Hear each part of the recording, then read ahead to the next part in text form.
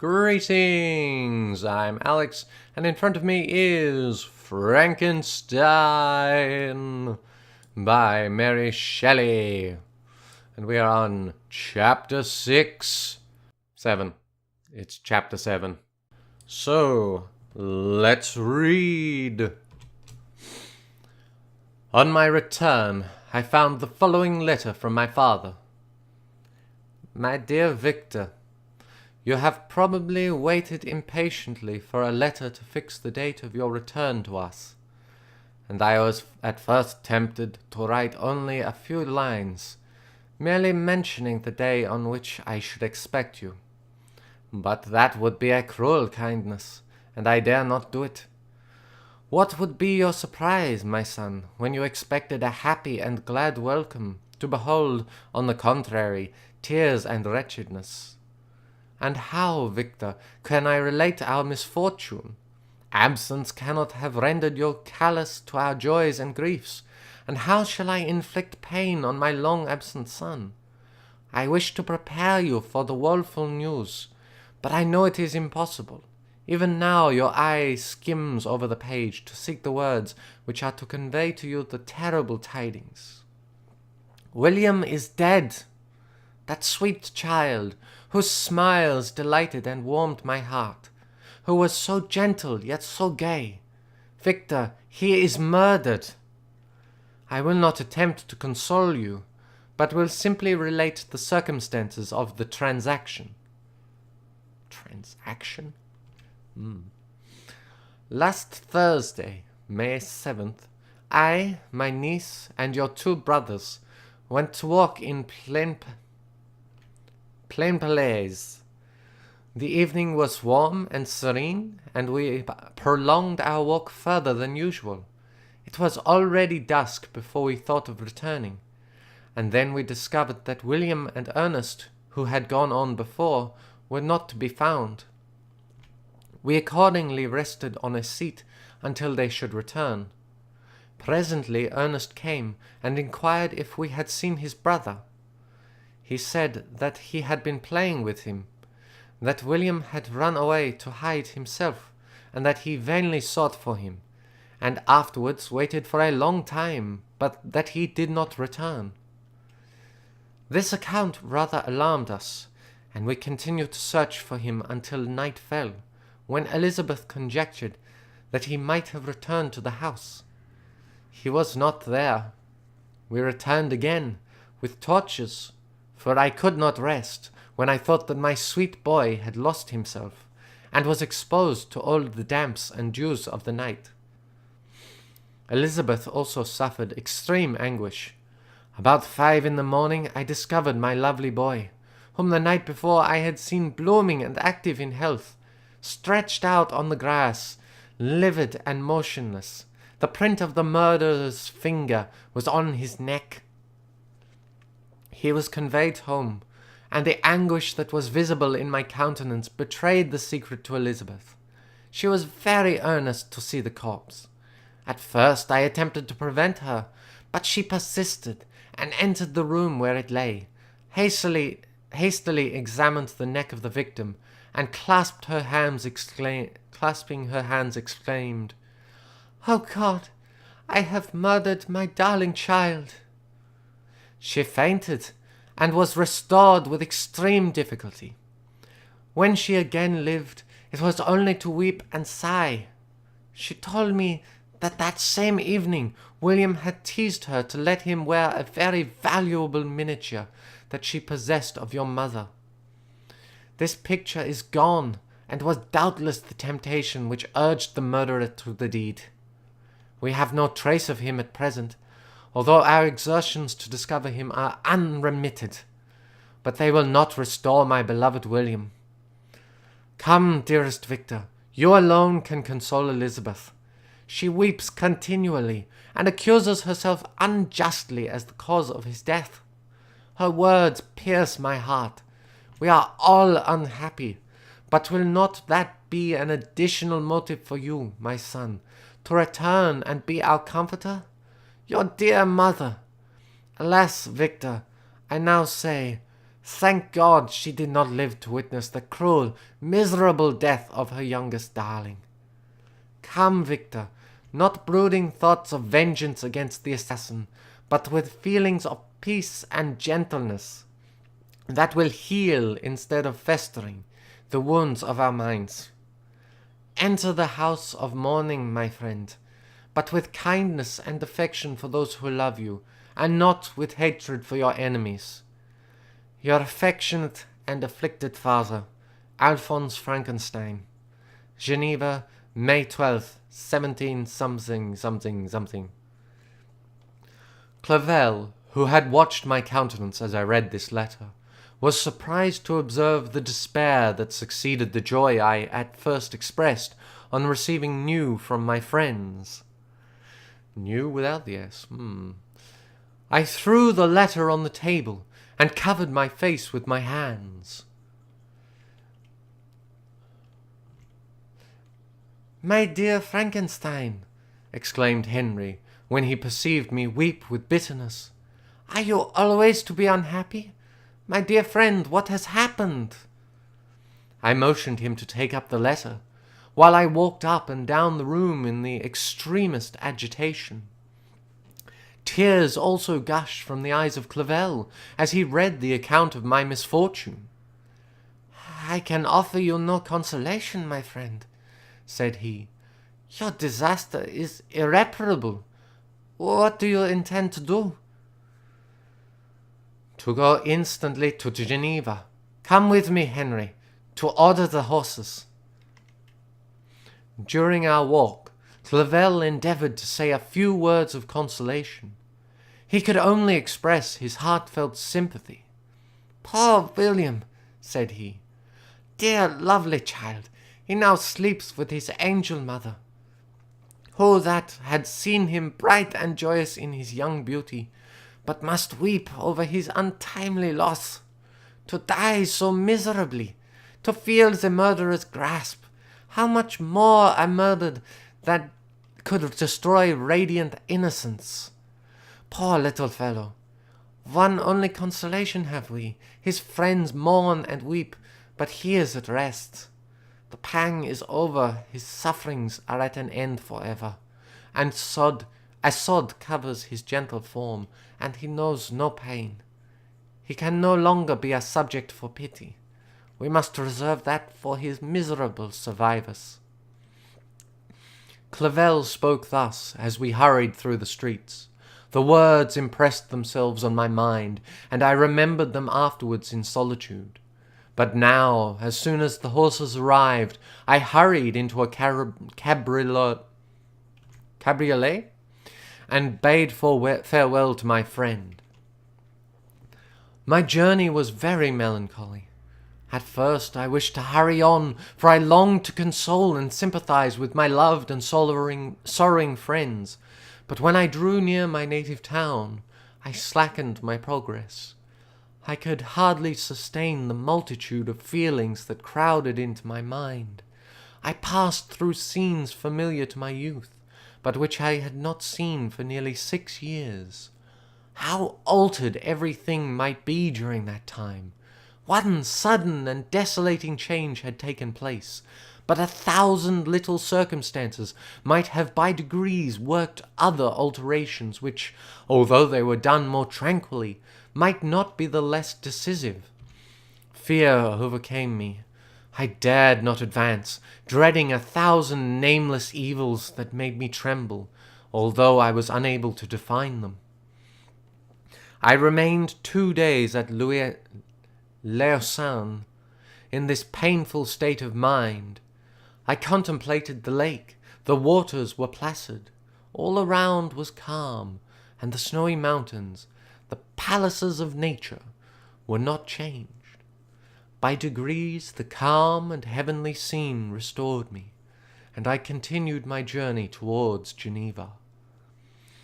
The road ran by the side of the lake, which became narrower as I approached my native town. I discovered more distinctly the black sides of Jura and the bright summit of Mont Blanc. I wept like a child. Dear mountains, my own beautiful lake, How do you welcome your wanderer? Your summits are clear. The sky and lake are blue and placid.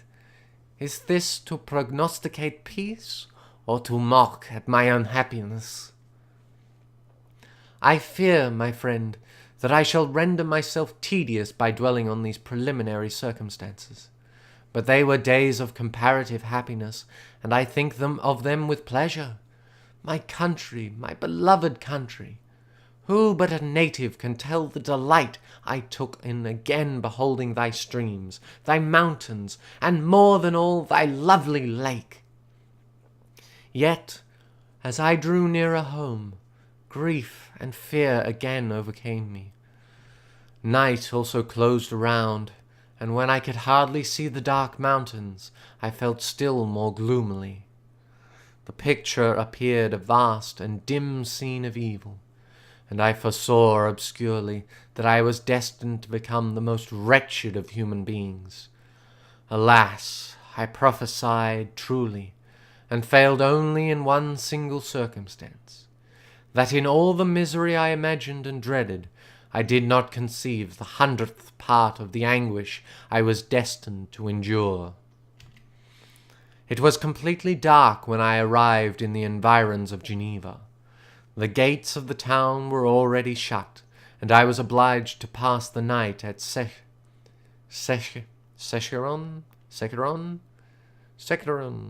a village at the distance of half a league from the city. The sky was serene, and as I was unable to rest, I resolved to visit the spot where my poor William had been murdered. As I could not pass through the town, I was obliged to cross the lake in a boat to arrive at Plainpalais. During this short voyage, I saw the lightning playing on the summit of Mont Blanc in the most beautiful figures. The storm appeared to approach rapidly, and on landing I ascended a low hill that I might observe its progress. It advanced, the heavens were clouded, and I soon felt the rain coming slowly in large drops, but its violence quickly increased. I quitted my seat and walked on, although the darkness and storm increased every minute, and the thunder burst with a terrific crash over my head. It was echoed from Sèvres, the Jura, and the Alps of Savoy. Vivid flashes of lightning dazzled my eyes, illuminating the lake, making it appear like a vast sheet of fire.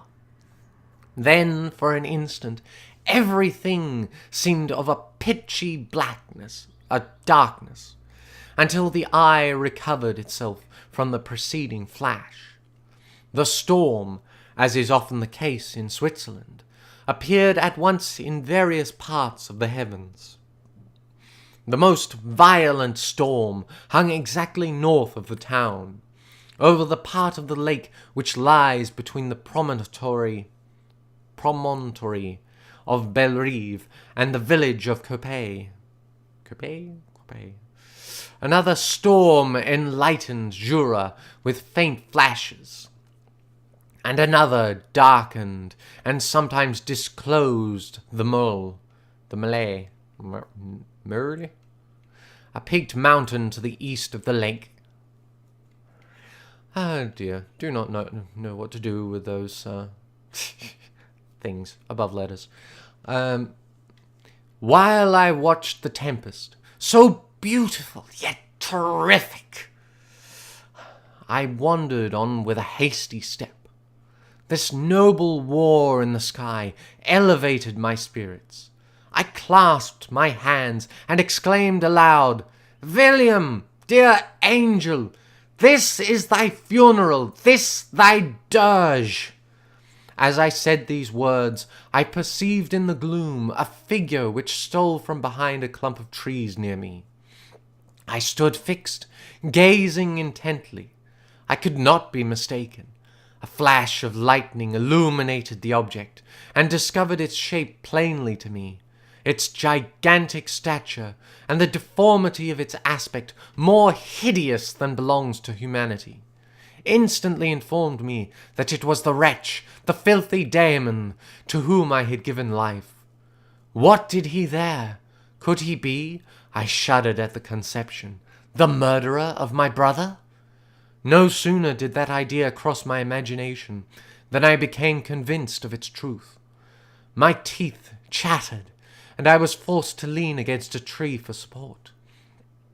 The figure passed me quickly, and I lost it in the gloom. Nothing in human shape could have destroyed the fair child. He was the murderer. I could not doubt it. The mere presence of the idea was an irresistible proof of the fact. I thought of pursuing the devil, but it would have been in vain, for another flash discovered him to me hanging among the rocks of the nearly perpendicular ascent of Mont Salève, a hill that bounds Plain Palais on the south. He soon reached the summit and disappeared. I remained motionless. The thunder ceased, but the rain still continued, and the scene was enveloped in an impenetrable darkness. I revolved in my mind the events which I had until now sought to forget, the whole train of my progress toward the creation, the appearance of the works of my own hands at my bedside, its departure. 2 years had now nearly elapsed since the night on which he first received life. And was this his first crime? Alas!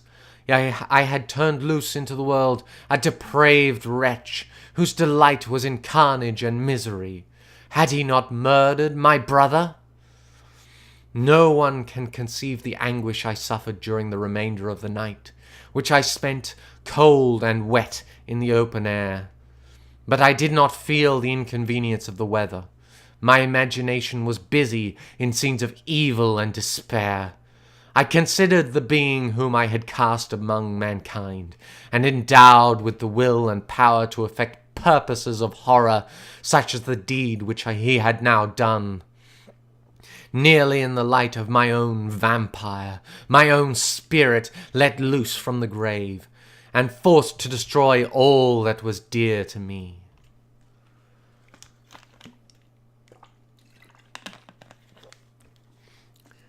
Day dawned, and I directed my steps towards the town. The gates were open, and I hastened to my father's house. My first thought was to discover what I knew of the murderer, and cause instant pursuit to be made. But I paused when I reflected on the story that I had to tell. A being whom I myself had formed and endued with life had met me at midnight among the precipices of an inaccessible mountain.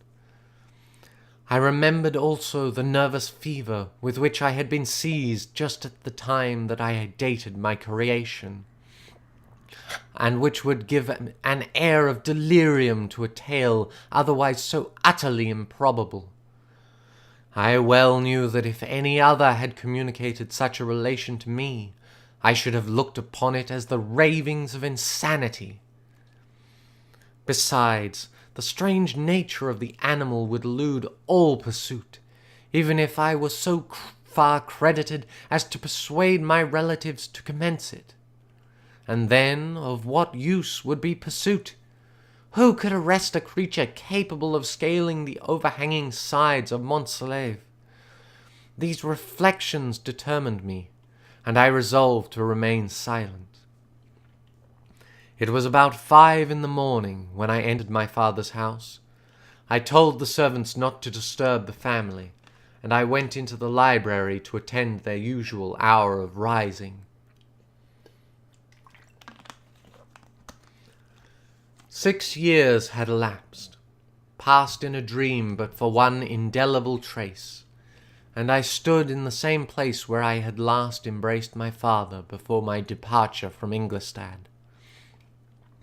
Beloved and venerable parent, he still remained to me. I gazed on the picture of my mother, which stood over the mantelpiece. It was an historical subject, painted at my father's desire, and represented Caroline Beaufort in an agony of despair, kneeling by the coffin of her dead father. Her garb was rustic, and her cheek pale, but there was an air of dignity and beauty that hardly permitted the sentiment of pity. Below this picture was a miniature of William, and my tears flowed when I looked upon it. While I was thus engaged, Ernest entered. He had heard me arrive, and hastened to welcome me. "Welcome, my dearest Victor," said he. "Ah, I wish you had come 3 months ago, and then you would have found us all joyous and delighted. You come to us now to share a misery which nothing can alleviate. Yet your presence will, I hope, revive our father, who seems sinking under his misfortune, and your persuasions will induce poor Elizabeth to cease her vain and tormenting self-accusations. Poor William, he was our darling and our pride." Tears, unrestrained, fell from my brother's eyes. A sense of mortal agony crept over my frame. Before, I had only imagined the wretchedness of my desolated home. The reality came on me as a new and not less terrible disaster. I tried to calm Ernest. I inquired more minutely concerning my father, and here I named my cousin. "She, most of all," said Ernest, "requires consolation. She accused herself of having caused the death of my brother, and that made her very wretched. But since the murderer has been discovered—" "The murderer discovered? Good God! How can that be? Who could attempt to pursue him? It is impossible. One might as well try to overtake the winds, or confine a mountain stream with a straw. I saw him too. He was free last night." "I do not know what you mean," replied my brother, in accents of wonder. "But to us the discovery we have made completes our misery. No one would believe it at first, and even now Elizabeth will not be convinced, notwithstanding all the evidence. Indeed, who would credit that Justine Moritz, who was so amiable and fond of all the family, could suddenly become so capable of so frightful, so appalling a crime? Justine Moritz? Poor girl! Is she the accused? But it is wrongfully. Everyone knows that. No one believes it. Surely, Ernest?" "No one did at first, but several circumstances came out that have almost forced conviction upon us, and her own behaviour has been so confused as to add to the evidence of facts a weight that, I fear, leaves no hope for doubt. But she will be tried today, and you will then hear all." He then related that, the morning on which the murder of poor William had been discovered, Justine had been taken ill, and confined to her bed for several days. During this interval, one of the servants, happening to examine the apparel she had worn on the night of the murder, had discovered in her pocket the picture of my mother, which had been judged to be the temptation of the murderer. The servant instantly showed it to one of the others, who, without saying a word to any of the family, went to a magistrate, and upon their deposition, Justine was apprehended.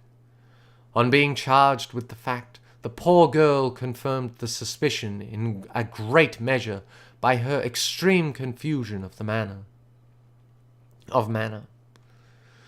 This was a strange tale, but it did not shake my faith, and I replied earnestly, "You are all mistaken. I know the murderer. Justine, poor good Justine, is innocent."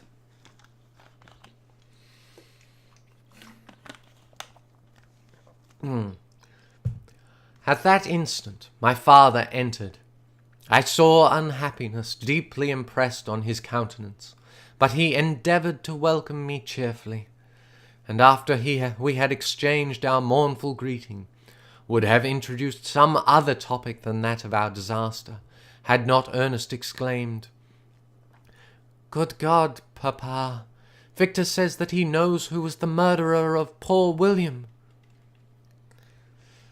We do also, unfortunately, replied my father, for indeed I had rather have been forever ignorant than have discovered so much depravity and ingratitude for one I valued so highly.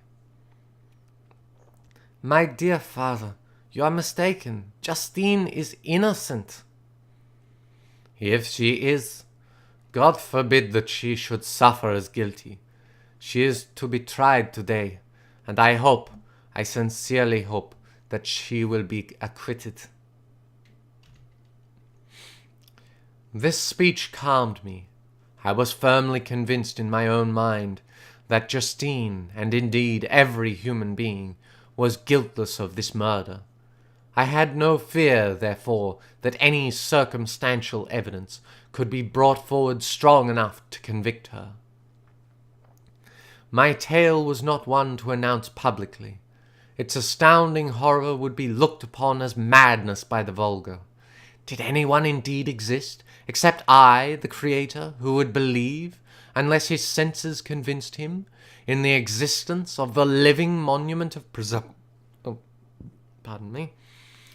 in the existence of the living monument of presumption and rash ignorance which I had let loose upon the world?